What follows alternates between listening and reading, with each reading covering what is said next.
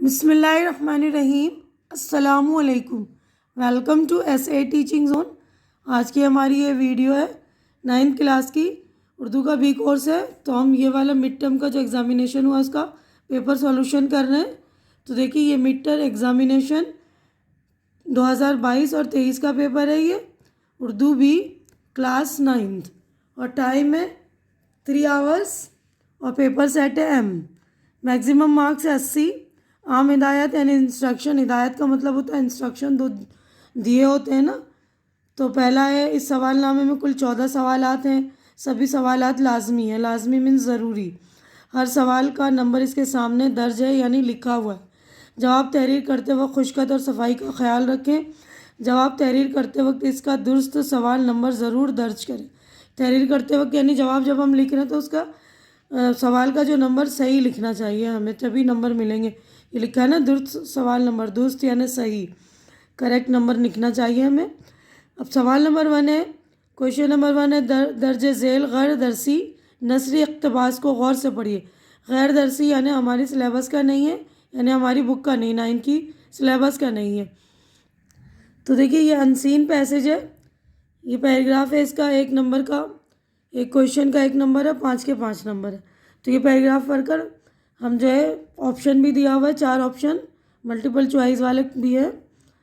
तो देखिए हमारी दुनिया साइंस और टेक्नोलॉजी की दुनिया है। ज़िंदगी के हर शोबे में साइंस की ज़रूरत अहमियत है। साइंस के फ़रोग़ ने इंसान की ज़िंदगी को आसान बना दिया। फ़रोग़ यानी बढ़ावे, यानी साइंस के बढ़ने से इंसान की ज़िंदगी जो आसान बन गई है।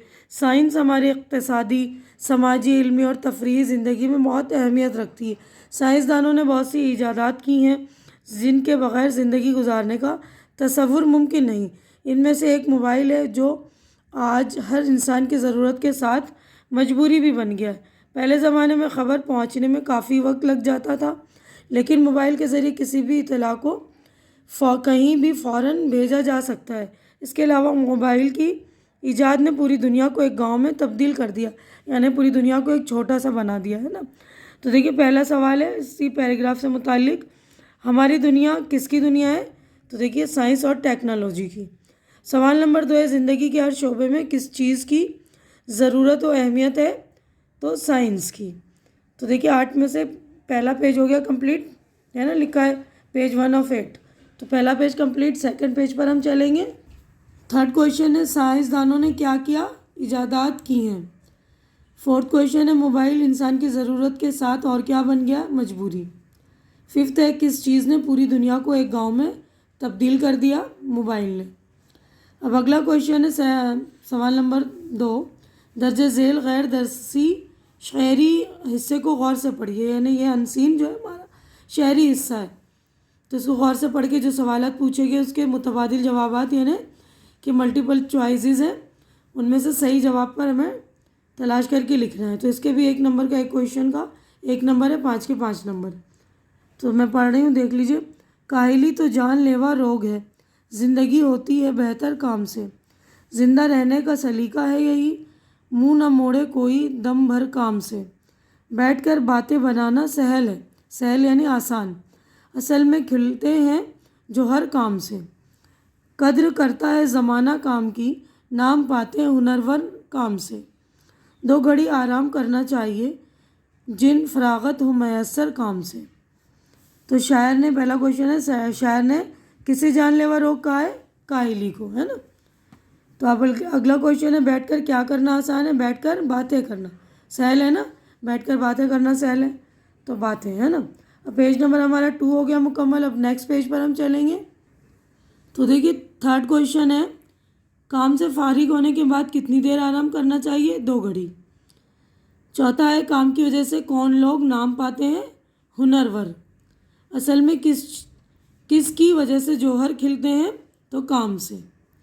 अब अगला क्वेश्चन है, दर्जा झेल में से किसी एक उन्वान पर कम से कम 200 अल्फाज पर मुश्तमिल एक मजमून लिखिए। तो ये ऐसे राइटिंग है, मजमून नवेसी। तो आप लोग ग्रामर में, मेरे ग्रामर की प्लेलिस्ट में जाकर देख लीजिएगा, मैंने मजमून बना दिया, किसी सफ़र का हाल भी बना दिया है, यौम आज़ादी और मेरी पसंदीदा शख्सियत, तीनों पर भी मैंने मजमून लिख दिया। तो उसमें से जाकर आप लोग उसमें देख लेंगे, क्योंकि यहाँ पर मैं बताऊँगी आप लोगों को तो बहुत ही लंबी वीडियो हो जाएगी ना। अब अगला क्वेश्चन है, अपने प्रिंसिपल साहब के नाम किताब की दस्तयाबी के लिए दरख्वास्त लिखिए। तो प्रिंसिपल साहब के नाम जो दरख्वास्त लिखने का पैटर्न वही है कि आपको साइड में यहाँ पर लिखना पड़ेगा मोहतरम जनाब प्रिंसिपल साहब, फिर अपने स्कूल का नाम, अपने इलाके का नाम, फिर शहर का नाम। उसके बाद मुखातिब करके बोलेंगे हम, जनाब आली गुजारिश है कि हमारे स्कूल में किताबों की कमी है, तो आप प्लीज़ हमारे लिए किताबें मुहैया करा दीजिए। आपकी बहुत ही मतलब नैन नवाजिश होगी। उसके बाद शुक्रिया करके 3-4 मवाद में मतलब हम पैराग्राफ उसको कंप्लीट कर लेंगे। उसके बाद यानी ये या लिखना, ये वाला लिखना दरख्वास्त, या भाई को ख़त लिखना। ये क्लास में अव्वल यानी फ़र्स्ट आने पर अपने छोटे भाई को ख़त लिखकर मुबारकबाद दीजिए। तो भाई को भी आप ख़त लिखकर इस तरह ही बोल सकते हैं, मेरे प्यारे भाई, मैंने सुना है तुम क्लास में अव्वल आए हो, तुम्हें बहुत बहुत मुबारक हो, आगे भी पढ़ाई के लिए अच्छी तरह ध्यान देते रहो, पढ़ाई पर तवज्जो दो, है ना। अब उसके बाद नेक्स्ट क्वेश्चन है, दी हुई हदायत के मुताबिक दर्ज झेल सवालों के जवाब दीजिए। हदायत का मतलब होता है इंस्ट्रक्शन, यानी जो इंस्ट्रक्शन दिए हुए, जो हिदायत दी हुई, जो जैसा पूछा है वैसे आपको जवाब देना। तो पहले सवाल में पूछा मस्कन का मायनी क्या है, तो मस्कन का मायनी रहने की जगह। अब अगला क्वेश्चन है, हामिद बीमार है, इस जुमले में हामिद क्या है, तो हामिद इस्म है। तो हमारा पेज नंबर 3 कंप्लीट हो गया है। थर्ड है, देखिए कल तुम घर जाओगे, इस जुमले में तुम क्या है, तो तुम है ज़मीर। चौथा है, बहादुर बनो, किसकी नज़म है, तो बहादुर बनो सूरज नारायण मेहर की नज़म है। अगला क्वेश्चन है, श्यामा किस सबक का किरदार है, तो श्यामा नादान दोस्त का किरदार है ना। श्यामा और केशव दोनों भाई बहन थे ना। छठा है, पसंद का मुतजाद, मुतजाद यानी उल्टा नापसंद। अब उसके बाद अगला है 7वां क्वेश्चन, ताजिर की जमा क्या है, तो ताजिर की जमा ताजिरों, ठीक है ना। अब अगला है 8वां, अहकाम का वाहिद, अहकाम हाकिम का वाहिद है, सॉरी हुक्म का वाहिद है। तो देखिए अहकाम का वाहिद हुक्म, हुक्म अहकाम। उसके बाद है 9वां, जा दाना और पानी की प्याली ले आ, ये किसने कहा, ये केशव ने कहा था ना श्यामा से, तो केशव ने कहा। तो हमारा पेज नंबर 4 कंप्लीट हो गया। नेक्स्ट पेज पर चलते हम। तो 10वां है, बच्चे का मोहन्निस, तो बच्चे का बच्ची, ठीक है ना। बिल्ली का मुज़क्कर, मुज़क्कर यानी नर मस्कुनाइन, और मोहनिस यानी फेमिनाइन, तो बिल्ली का मुज़क्कर बिल्ला। नादान दोस्ती के मुसन्निफ़ यानी राइटर कौन है, प्रेमचंद, ठीक है। तो बिल्कुल अच्छी तरह से कर लेंगे। अब अगला क्वेश्चन नंबर 6 है, दर्ज झेल दरसी नसरी इक़्तिबास को गौर से पढ़िए और सवालों के मुतबादिल जवाबात में से सही जवाब तलाश करके लिखिए। यानी ये हमारे सिलेबस का पैराग्राफ है, इसमें भी मल्टीपल चॉइस क्वेश्चन है ना, तो सही जवाब हमें तलाश करके लिखने। 1 नंबर का एक क्वेश्चन है, 5 के 5 है। तो अब उसके बाद देखिए, ये अकबर शाह सानी के ज़माने में एक सौदागर मौला बख्श हाथी को लाया था। इसके फीलबान बुखारा के एक सैयद थे, क्योंकि किसी और शख्स का बादशाह की तरफ पीट करना बेअदबी थी। बहादुर शाह ने फीलबान को महाबत खान का खिताब दिया और जागीर बख्शी। एक रोज़ मौला बख्श मस्ती में आकर बेकाबू हो गया। सैयद साहब को गाफिल पाकर इसने इन्हें सूंड में लपेट लिया। फिर इसने इनकी एक टांग अपने पाँव के नीचे दाब कर और एक सूंड में पकड़कर चीर डाला। सैयद साहिबा की बेवा का नन्हा सा बच्चा 2-1.5 बरस का इसकी गोद में था। बेचारी रोती पीटती आई और अपने बच्चे को मौला बख्श के आगे डालकर कहा, ले मुँहे इसको भी मार डाल। तो ये सबक आपने पढ़ रखा होगा ना। तो ये पूछा, ये इक़्तिबास किस सबक से लिया गया है, यानी ये पैराग्राफ किस सबक का है, तो बहादुर शाह हाथी का, है ना। सबक का नाम है बहादुर शाह हाथी। अब अगला क्वेश्चन है, मौला बख्श को किस बादशाह के ज़माने में लाया गया, तो अकबर शाह सानी, ठीक है ना। तो हमारा पेज नंबर 5 कंप्लीट हो गया। नेक्स्ट पेज पर हम चलेंगे। तो अगला क्वेश्चन है, फीलबान का खिताब, फीलबान को क्या खिताब दिया गया, महाबत खान। अब अगला है, सैयद साहब की बेवा का बच्चा कितने बरस का था, 2-1.5। अब अगला है, बच्चे को इसकी माँ ने किसके आगे डाल दिया, मौला बख्श हाथी के आगे। हाथी था ना मौला बख्श नाम, ठीक है ना। अब अगला क्वेश्चन है, दर्ज झेल दरसी शहरी हिस्से को गौर से पढ़िए और सवालों के मुतबादिल जवाबात में सही जवाब तलाश करके लिखिए। यानी हमारा ये सिलेबस का जो शहरी हिस्सा है, इसमें भी 4-4 ऑप्शन दिए गए, जो सही है उसको लिखना है हमें। 1 नंबर का 1 है, 5 के 5 है, ठीक है। अब आप यह है इत्तफाकन एक पौधा और एक घास। बाग में दोनों खड़े हैं पास पास। घास कहती है, ए मेरे रफ़ीक, रफ़ीक यानी दोस्त, क्या अनोखा इस जहाँ का है तरीक। है हमारी और तुम्हारी एक ज़ात, एक मिट कुदरत है हमारी और तुम्हारी एक ज़ात, एक कुदरत से है दोनों की हयात। मिट्टी और पानी, हवा और रोशनी, वास्ते दोनों के यकसा हैं बनी, यकसा यानी एक जैसी। तुझ पे लेकिन है इनायत की नज़र, फेंक देते हैं मुझे जड़ खोद कर। इनायत यानी मोहब्बत भरी नज़र। तो ये सवाल नंबर 1 है, दर्जे वाला शहरी हिस्सा किस नज़म से लिया गया है। तो आपने देख लिया कि पौधा और घास बातें कर रहे हैं ना, तो ये वाली नज़म एक पौधा और घास। तो पेज नंबर 6 हमारा कंप्लीट हो गया। नेक्स्ट पेज पर हम चलेंगे। बाग में कौन दोनों पास पास खड़े हैं, पौधा और घास।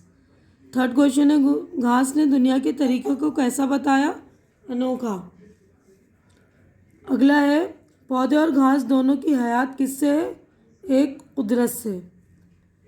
पांचवा क्वेश्चन है, घास के मुताबिक इनायत की नज़र किस पर होती है, तो पौधे पर। उसने बोला ना, फेंक देते हैं मुझे जड़ खोद कर, लेकिन तुझ पे इनायत की नज़र यानी पौधे पे। पौधे से बातें कर रहे हैं ना घास। अब नीचे लिखे हुए लफ्ज़ों की मदद से जुमलों को मुकम्मल कीजिए, यानी फिल इन द ब्लैंक से 4 हैं, 4 के 4 नंबर यानी 1 नंबर का 1 है। तो यहाँ पर लिखा हुआ भी देखिए 4 वर्ड्स भी हैं। पहला है, केशव दिल में काँप रहा था। पहले में देखिए लिखा हुआ काँप रहा था। केशव के सर इसका पाप चढ़ेगा, यहाँ पर पाप पड़ेगा।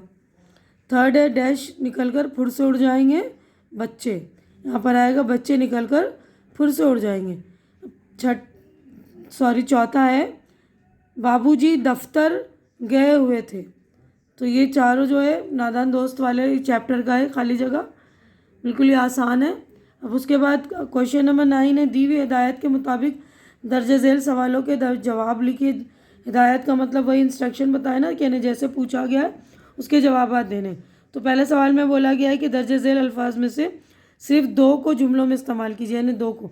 3 लफ्ज़ दिए हुए, 2 को जुमलों में इस्तेमाल करना। पहला लफ्ज़ है इबादत, तो हम ये लिख सकते हैं, हमें अल्लाह की इबादत करनी चाहिए, या हम अल्लाह की इबादत करते हैं। ताजिर, एक शहर में, हमारे शहर में एक बड़ा ताजिर आया। ताजिर यानी बिजनेसमैन को कहते हैं हकदार। किसी हकदार का हक मारना गलत है, ठीक है ना।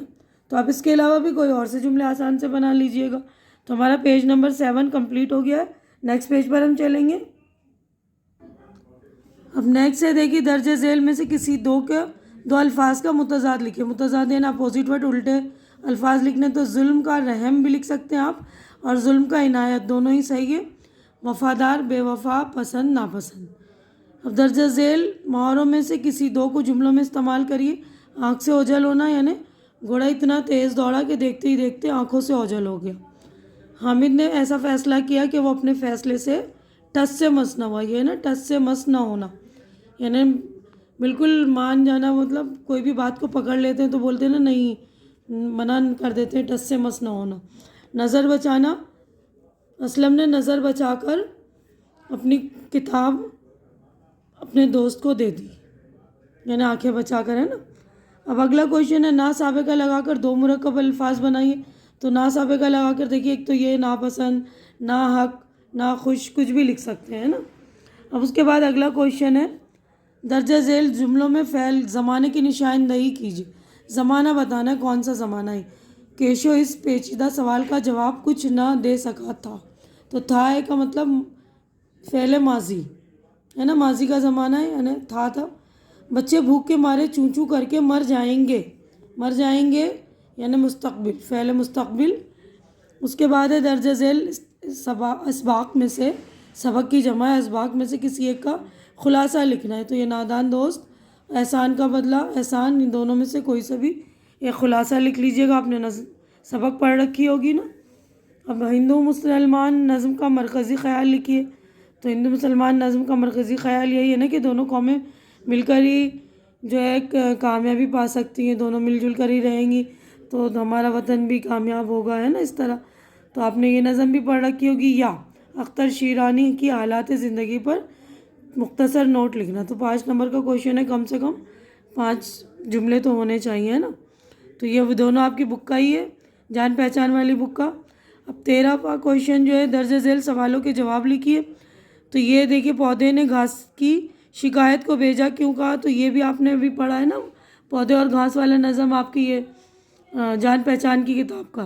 तो जवाब है, तो देखिए भेजा का मतलब होता है बेकार। तो पौधे ने घास से कहा कि तुम्हारी ये शिकायत जो बेकार है, मुझ में और तुम में कोई फ़र्क नहीं, फ़र्क सिर्फ कितना है कि साया और मेवा की वजह से लोग मुझे अजीज़ रखते हैं। और पौधे ने बात दरअसल ये समझाने की कोशिश की है कि साए में लोग बैठकर आराम कर सकते हैं, मतलब, और फल में, पौधे में फल लगते हैं तो लोग इसे भी अजीज़ रखते हैं, यानी जिससे फ़ायदा होता है तो उसको अजीज़ रखा जाता है ना। अब अगला क्वेश्चन है, दुकानदार को घोड़े के दाम किस तरह वसूल हुए। तो ये चैप्टर जो एहसान का बदला, एहसान उसका ही है कि दुकानदार, घोड़े ने ख़तरा महसूस किया और वो इतनी तेज़ी से दौड़ा कि सब डाकुओं को घोड़े ने बहुत पीछे छोड़ दिया और घोड़ा दुकानदार की जान बचा कर लिया। इस तरह दुकानदार ने जान बच जाने पर बहुत ही अच्छा महसूस किया और जो घोड़े का जो दाम था उसने वसूल करवा दिया, है ना, कि उस ताजिर की जान बचा दी इसने। रीछ सितारों के साथ क्या शरारत करता था। तो ये आपका जो है दूर पास वाली किताब है, उसका है चैप्टर नंबर, ये जो आपका है ना, दूर पास वाली किताब लगाई होगी अभी मैडम ने, तो एक पुरानी कहानी चैप्टर नंबर 6, तो उसमें कहा है ये रीछ सितारों को छेड़ता, उनसे शरारतें किया करता, कभी किसी नन्हे से सितारे को गेंद की तरह लुढ़का देता, कभी इन्हें अपनी असली जगह से हटाकर इधर उधर भटका देता था। अब अगला क्वेश्चन है, क्वेश्चन नंबर 14, दर्जे सवालों के जवाब लिखिए। तो ये सवाल जो थे 2-2 नंबर का एक था, किसी 2 के जवाब लिखने थे यहाँ पर। अब यहाँ पर देखिए 1-1 नंबर का है, 3 सवाल 3 नंबर के, तो यहाँ पर 2 सवाल के 2 नंबर थे, 2 करने थे हमें। अब यहाँ पर पहला सवाल है, जानवरों को बीमारी से बचाने के लिए क्या क्या।